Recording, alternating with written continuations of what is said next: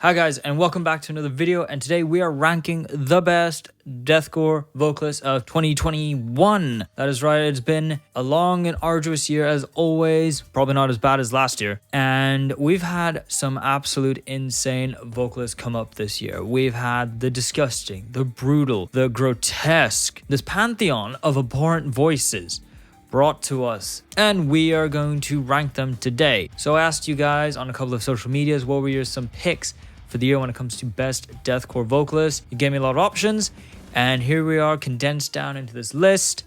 So I hope you enjoy it. And if your vocalist did not make the list, don't worry, I'll be doing more of these in the future, so stay tuned for that. So when it comes to the criteria for this, I'll be considering versatility, dynamics, clarity in your voice, and of course something extra, like that extra little something that makes them really stand out. But without wasting any more time, we're gonna jump right in. Give this video a like and comment down below what would be your tier list. But anyway, let's jump in. So to kick off this list, we're gonna be looking at none other than David Simonik from the band Signs of the Swarm. Now he's come a long way, because initially when I listened to him when he took over as vocalist for Signs of the Swarm, I really didn't like it. I thought his vocals were guttural as fuck, but they had no clarity. It just felt like a mess, and even some of the writing on his vocals I thought were a bit eh. And it didn't help when their first full-length album with him came out, and I really didn't like his vocal performances that much. I thought they were just all over the place. Disgusting, yes, but quality, not so sure. However, with their latest release and the hype that's been going around it and the build-up to it, it has sort of changed my mind on him a bit, because the last couple of tracks that I've actually done reactions for, I've actually really enjoyed his vocals. A lot of improvement, a lot more clarity to them, a more mature sense of writing as well and performance. And overall, I'm quite pleased with him.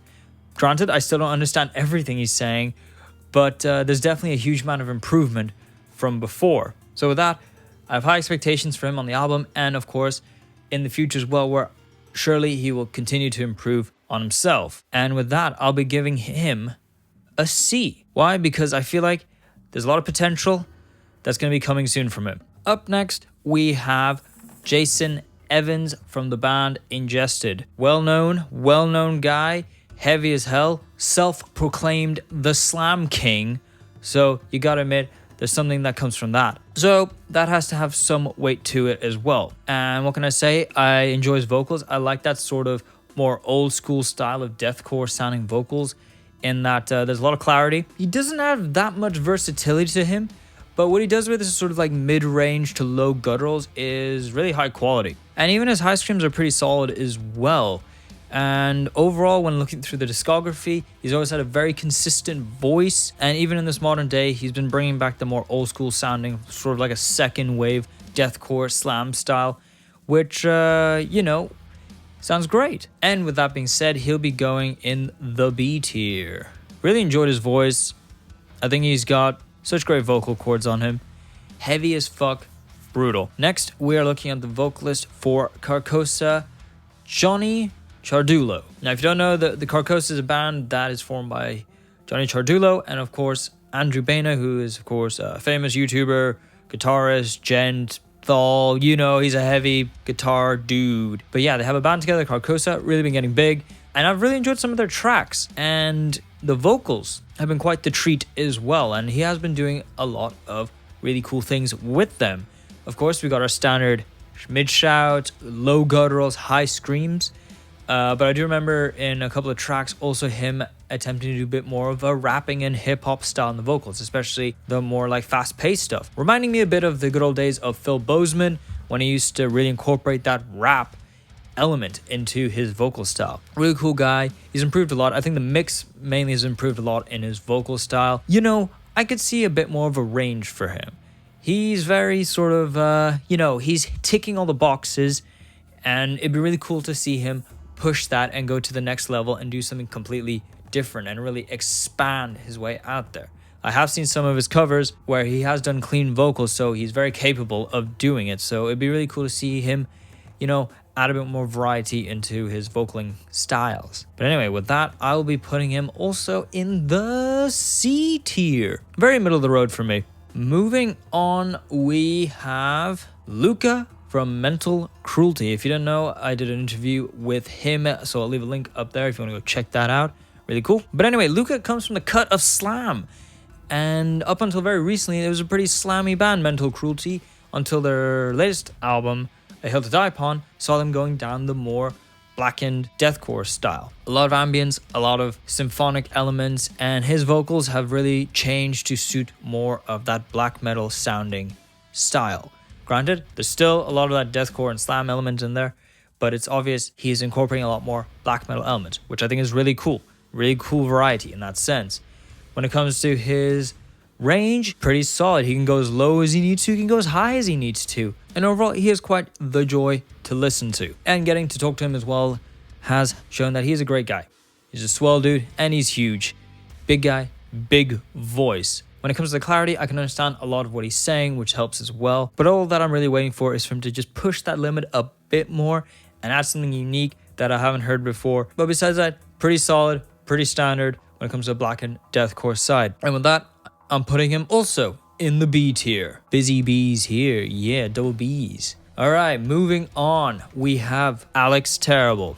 Do I need any introduction? It's Alex Terrible, frontman of Slaughter to Prevail, and he has shown just how insane vocals can be as a part of a band. I think maybe for a lot of people, maybe not everybody, Demolisher was probably the biggest release for the band, and it showed Alex going to the depths of hell to produce some of the most low-tuned vocals imaginable. Now, there's some debate whether some post-processing was used to aid in achieving those lowest of lows, but I like to think that he can do it himself. So with that in mind, when it comes to his vocal range, he is really solid.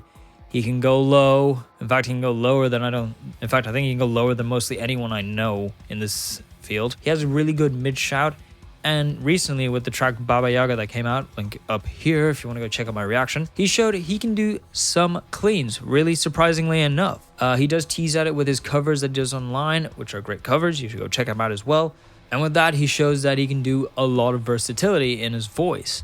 Of course, the cleans are not going to be for everyone, but it's really cool that he does try and branch out and do something different with his vocal stylings. And you probably haven't noticed, but I'm wearing a Slaughter to Prevail top here.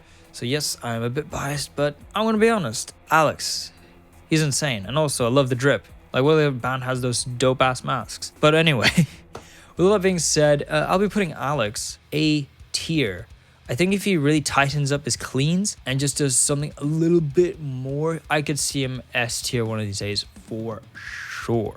But anyway, moving on, we have Rhys Peters from Barbarossa. Now, not gonna lie, I don't know a lot about his vocals. I did check him out because people did recommend him, and I looked at some of his tracks, and yeah, they're pretty solid. His vocals are pretty insane. He goes through some insane, highs, lows, mids. He's got the full package, and yeah, I really enjoyed his vocals. I don't really have much to say because I haven't been following the band too long, but still, I think it was worth putting him on the list because you know what? He's got the chops. And with that, I'm going to be giving him I'm going to give him like a B to an A. I think that's pretty suiting for him because he's got all the standards on and just a little bit extra, but definitely a sort of a B to an A. Next, we're going down under with Dane Evans from To The Grave. They put out their album Epilogue this year. A massive album with so much going on. And one of the most important parts of that is the vocals. Because Dane, he can do pretty much everything that you need a vocalist to do. He's fucking insane. And that's not sugarcoating it. He's actually insane. The variety, the dynamics, the ridiculous nature of some of the noises he makes. Sometimes sounding like a chainsaw, which I know is post-production aided, but it still sounds like an absolute chainsaw. And to contrast that, he can go as low as the depths of hell and lower to the bleakest, darkest pits that I've ever heard. And even though he's doing all this disgusting stuff, the fact that I can still understand him is pretty powerful. Really, really love it. Not gonna lie, he just has such a unique vocal style that I don't know many other people that could actually sound like him. And with that, yeah, I'm gonna be giving him like an A to an S tier because he's got such variety, dynamics, intensity in everything that he's been doing. And the epilogue with the sort of new remaster slash remix, it just pushes it over the top again. Moving on, we have Philip Danielson from the band Humanity's Last Breath. This was another highly anticipated album that came out earlier this year. And as always, Buster brought us The Heavy that's so iconic to Humanity's Last Breath. And to front all that, to guide us through the chaos of it all, was Philip Danielson. Now, the thing with Philip is he's a very strong mid to low guy. There is times where he goes for that more higher pitched stuff, but it still needs a bit of work to me. You know, he is solid for where he is in the band, and he really suits the band, that cold, dark, ominous sort of sounding lows. However, that means not much versatility when it comes to his vocal styles. He never really goes too low, he never really goes too high. There's some cool moments where he just had that sort of warbly effect, but I don't know, that's post-production doing that again. As much as I do love the band Humanity's Last Breath, the vocals are very basic when it comes to the whole deathcore scene and could be easily expanded upon if possible. Granted, the Volta album did show some variety in it when it came to sort of adding cleans or a bit more sort of atmospheric, chantier effects. But still, I always found Philip's vocals to be very straightforward, nothing out of the box. But saying that, I still think he's an amazing vocalist. I'm not saying that at all. It's just that when we look at the criteria that we're basing this list off, he unfortunately does not tick many boxes. And with that, I'm going to be putting him down in the D tier. Sorry, Philip, I had to give you the D, but still, great vocalist. Moving on, we have Taylor Barber from the band Left to Suffer. They put out an EP this year. They've had some really solid tracks off it, and the vocals have always been this really strong, a lot of attitude, a lot of aggression, you know, vocals. So iconic as always, so powerful. It just gives me this feeling of anxiety because it's like, I don't want to see this guy like, I don't know, in the dead of night or like in the middle of a dark alley because he looks terrifying and he sounds terrifying. What's great about him is, especially with the particular type of deathcore he does, there's a lot of articulation. It's very clear as to what he's saying. You can clearly tell what he's talking about, which is always a plus because if you can convey your emotions correctly, it does add a lot of impact. Granted, similarly with Danielson, he doesn't have a huge range, but he's very powerful where he does work. His lows are actually pretty solid as well. And with that, I will be going for, I'm going to be like a D to a C on this. Yeah, I'm feeling like that. But yeah, no, he's pretty solid. He's pretty solid. All right, we've only got 4 left. And next we have Kyle Anderson from Brand of Sacrifice. Hugely anticipated release that came out this year, Lifeblood, which I did do a review for, so go check that out. And Kyle Anderson, probably one of the most unique vocalists in the game, and for very good reason, because he can go high, he can go low, he can go mid, and he can do a lot of variety on all those sections as well, which I found really impressive. On top of that, he's got a very unique tonal quality to him that I haven't heard any other vocalists sound like. I think he sounds great. He's aggressive and really embodies everything the band stands for. I love his vocals. I think they're absolutely beautiful. Aggressive. Can't say enough good things about him. And the fact that he came from the aftermath to this is testament in itself. But anyway, yeah, so we got Kyle Anderson. And you know what? I'm going to be putting him in the A tier. The A tier. Absolutely solid vocalist. He has such a unique voice. And every time I hear him, I know it's Kyle Anderson. All right, moving on. Alan, I'm not going to be able to pronounce the second name, so I'll just probably write it here somewhere. From Distant. Now, Distant has had a huge year. Actually, past couple of years, because they put out Tyrannotopia, the LP that came out, I think, back in 2019. God, it's so far back. God damn it. Then we had the whole Dawn of Corruption series, which was an absolute masterpiece and a half. And this was all fronted by Alan himself. I did an interview with him. Go check that out. He's a really chill guy, really cool guy. Overall, his vocals are once again solid as hell. Specifically where he does excel in is his mid-range sort of shouts. It has a lot of clarity to him. I can understand pretty much everything he's saying. Could be the mix, but also his just own performance. He's got a great sort of overall rounded voice to it, which is great because, you know, it takes up a lot of space. It creates a lot of power and it just sounds great. His high screams are pretty solid as well, but I feel like he excels definitely more on the lower spectrum of things. Again, he's got a very good tonal quality that's very unique to him. And because of all that, I'm going to be giving him another A tier. He's a great guy. Go check out More Distant. All right, we're coming down to the last two. And what's actually really cool about the last two vocalists is they're both affiliated with the band Lorna Shore. And to kick it off, we have Tom Barber. Now, Tom Barber went from Lorna Shore to Chelsea Grin, and now he has a side project as well called Darko US. And his vocals have always been consistent all the way through. I remember listening to Lorna Shore for the first time. It was with Tom Barber, and he just struck a nerve with me that not many vocalists could do. He just had everything about it that I loved. He has a really good range. He's got a very powerful range, and where he really excels is definitely sort of the mid-shout level. He worked really well for Lorna Shore, and it works really well for Chelsea Grin. And with Darko US, he continued with that mid-shout, but he showed also that he can do clean singing as well, which is a big up. Because, you know, that's a big deal. And because of all that, I'm definitely going to be giving him an A to an S right there. And finally, we have Will Ramus from Lorna Shore, the new kid on the block. Well, kind of.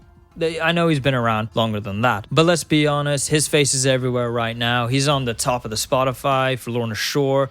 Everyone's talking about this guy, and he was one of the biggest requested when it came to doing this list. What can I say? In Lorna Shore's performance, he did great. He really fit the role perfectly. You know, he got the job done. I'm looking forward to this new EP. When it comes to his variety, he's got it all. He's got the highs, the lows, the mids, and listening to the Hellfire, you learn how high he can actually go.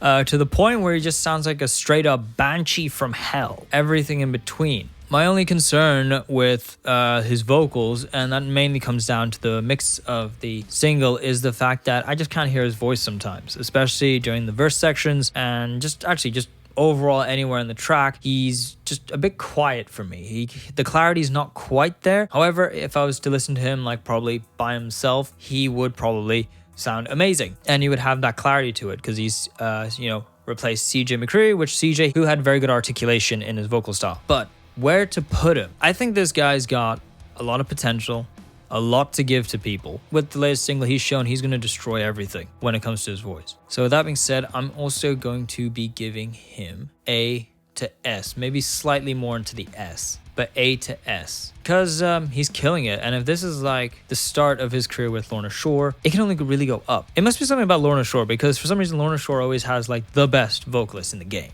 But anyway, this was a long video, but I hope you guys enjoyed it. This was my ranking for best deathcore vocalists of 2021. Let me know down in the comments, what did you think of the list? What was your list as well? Do you agree or disagree with some of my picks? Because, well, you're probably going to disagree with some of these picks for sure. But anyway, I hope you guys enjoyed this video. Again, I do have my 2,000 sub video coming very soon, but I gotta mentally prepare for that one because it's going to be intense. But besides that, thank you for watching, and I'll be seeing you guys in the next video. Bye.